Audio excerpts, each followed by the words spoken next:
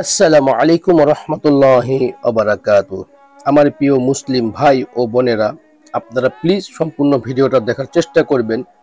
এই যে আজকে ঢাকা সোহরাওয়ার্দী উদ্যানে লাখো মুসলিমের ঢল, এগুলোর কারণ কিন্তু অনেকে জানে না। এবং বিশ্বের প্রায় 40টা দেশ থেকে বড় বড় ওলামায়ে একরাম এবং মসজিদে নববী, মসজিদের হারাম মানে সৌদি আরব থেকে মক্কা এবং মদিনা থেকেও ওলামায়ে একরামরা এসেছেন আমাদের শেষ নবী এবং আখেরি নবী প্রিয় নবী হযরত মুহাম্মদ সাল্লাল্লাহু আলাইহি ওয়াসাল্লাম। কিন্তু এই কাদিয়ানীরা তারা মির্জা গোলাম মোহাম্মদকে নবী মানেন।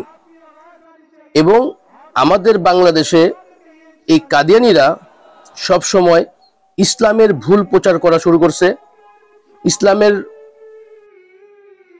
সাধারণ মানুষদেরকে ভুল পথে নিয়ে যাচ্ছে, গোমরার পথে নিয়ে যাচ্ছে।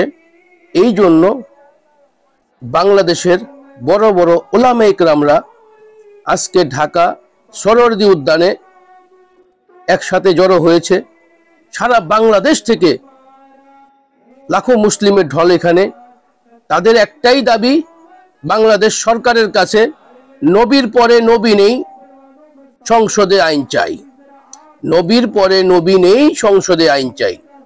দেখুন বন্ধুরা, এই কাদিয়ানীদেরকে কোন কোন দেশ অমুসলিম ঘোষণা করেছিলেন, যেমন সৌদি আরব, পাকিস্তান, নেপাল, মালয়েশিয়া, ইন্দোনেশিয়া, আরো অন্যান্য দেশ তাদেরকে অমুসলিম ঘোষণা করেছেন। ওদের কিছু বিশেষ বিশ্বাস হলো মির্জা গোলাম মোহাম্মদ ঈশ্বরে প্রেরিত ব্যক্তি মনে করা, মানে তারা মির্জা গোলামকে কখনো ঈশ্বর মনে করেন, কখনো দেব মনে করেন, কখনো মহাদেব মনে করেন, ইত্যাদি ইত্যাদি। তো এই জন্য আমাদের বাংলাদেশ সরকারকে আমরা দৃষ্টি আকর্ষণ করব, এই ধর্মটাকে, এই কাদিয়ানীদেরকে যদি অমুসলিম ঘোষণা না করা হয়, তাহলে আমাদের বাংলাদেশে যে নিরীহ মানুষগুলো আছে, যাদের শিক্ষাগত যোগ্যতা নেই, ইসলামের প্রতি কোনো ধারণা নেই, তাদেরকে ভুল পথে নিয়ে যাবে, তাদেরকে গোমরা করানো হবে এবং তারা ইসলাম থেকে বঞ্চিত হয়ে যাবে।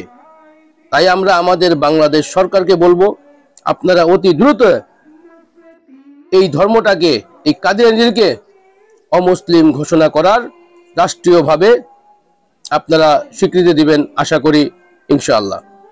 আমার প্রিয় ভাইয়েরা, আমার প্রিয় মুসলিম ভাই ও বোনেরা, যারা কাদিয়ানীদেরকে চিনেন বা তাদের সাথে চলাফেরা করেন, আপনাদেরকে বলতেছি, এই পৃথিবীর জমিনে সর্বশ্রেষ্ঠ নবী হলো গিয়ে হযরত মুহাম্মদ সাল্লাল্লাহু আলাইহি সাল্লাম।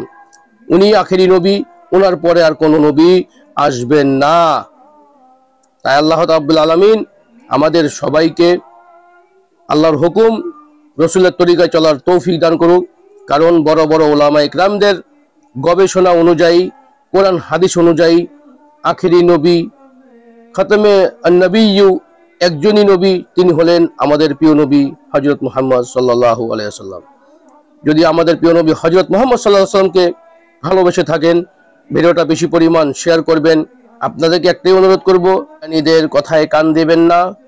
আল্লাহকে বিশ্বাস করুন, রসুলকে বিশ্বাস করুন, আল্লাহর আদেশ মানুন, রসুলের তরিকায় চলুন। আল্লাহ রাব্বুল আলামিন আমাদেরকে সেই তৌফিক দান করেন। ভিডিওটা ভালো লাগলে শেয়ার করবেন। আল্লাহ হাফেজ।